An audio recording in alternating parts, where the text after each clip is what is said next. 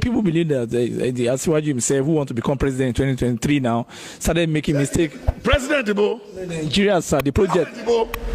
No negotiable, sir. Sorry, sir. They said the problem started when he went to the palace of the KBC in Osun State and told them that he's more richer than Osun. That was during 2018 election in Osun State. That láti gbéraga wọn lówó rí lé ẹni tí ò rówó rí ó láti boast. ṣebí cathedral là ń kọ́ yìí ṣe àṣẹ launching. No, sir. àṣẹ launching náà ṣe lọ fídíò ẹ kí wọ́n máa halẹ̀ fáwọn ọmọ ọjọ́ pé ṣé mo ti ń ṣiṣẹ́ kí tó dọ̀dọ̀ wọn. I'm going to be 60. Kí wọ́n lọ sí village mi pé this is Prophet Marcus, the Wabiwasi of Lagos, olóyè rẹpẹtẹ of Odeaye, Ajagungbade of Abúlé Ìrókò, ẹlẹ́nu gbígbẹ́ of Aragbiji. Ẹ jọ sá, ṣé kìí pé mo ń ṣe èrè? He says it's Jagaban. Ta ló fún àwọn ọmọ mẹ́rin lójókòó síbẹ̀? Ṣé wọ́n jọ mu tí ń bẹ̀ ni? Only when I'm sleeping, Lagos is sleeping. Sure, yeah. Go back to the book of 1 Samuel 15, from verse 10. Níbo ti fẹ́ ṣe president Louis said. Ó dùn Ọlọ́run pé owó ṣìnà dọ́dọ̀ Tinubu. Ó ń dùn Ọlọ́run pẹ̀lú bá wọn ṣe pa àwọn ọmọ yẹn. Ó dẹ̀ ń dùn Ọlọ́run. Ìkọ́tọ́lọ́ máa ṣe fún Sanwó-Olú àti Tinubu. Àwòrán. Only 1 Samuel 3 from verse 10 to wonder what I will do to Saul. What I'm going to do to Eli. Anybody that had it is here with what? With trinkled. He was looking for reputation. But the man said, what? Don't worry, daddy. To obey is better than sacrifice.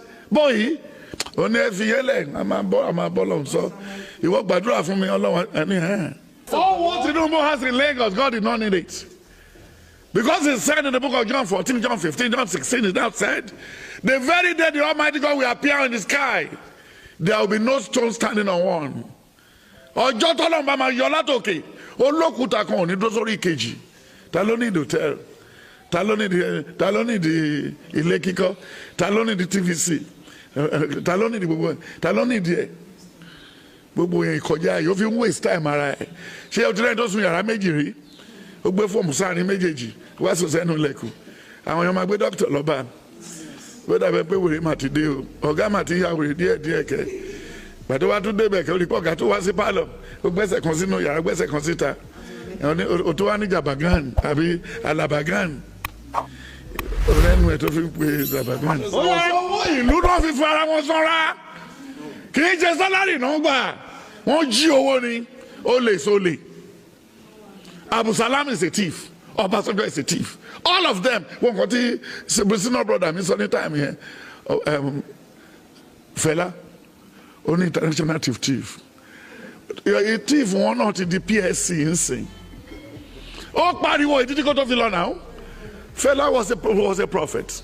But people, I want to pay Igbo and Lo Yilori, Igbo Kolo Yilori. Kilo sortiti of it. Capitalism. Federal system yóò ṣiṣẹ́ kò lè ṣiṣẹ́ ẹ wo kíní tó múlẹ̀ wà lọ́wọ́ yẹn constitution yẹn ìwé yẹn ń ṣe ìwé iye ìwé ikú ni Nigerian constitution is a death trap wọ́n dẹ̀ jókòó síbẹ̀ lójoojúmọ́ àwọn Haúsá ló favour àwọn Fúlàní ló favour kò favour wa tó máa gbé president síbẹ̀ wọ́n á fi mọ̀ síbi orí ẹ̀ irú ẹ̀ lọ́bàṣánjọ́ ṣe títí tí ò fi lórí ara ẹ̀ Ọbásanjọ́ ò lè dáṣẹ pa. Kò lè dá àṣẹ pa títí dàárọ̀ yìí. When you look at all this, why are we just here messing ourselves? Nígbà tí Goodluck máa tún campaign ó gbé dàdí sókè láti lọ campaign ṣé wọ́n ní ká máa lò lórí tó dání ṣé wọ́n fọ lórí ṣépè fún wa ni.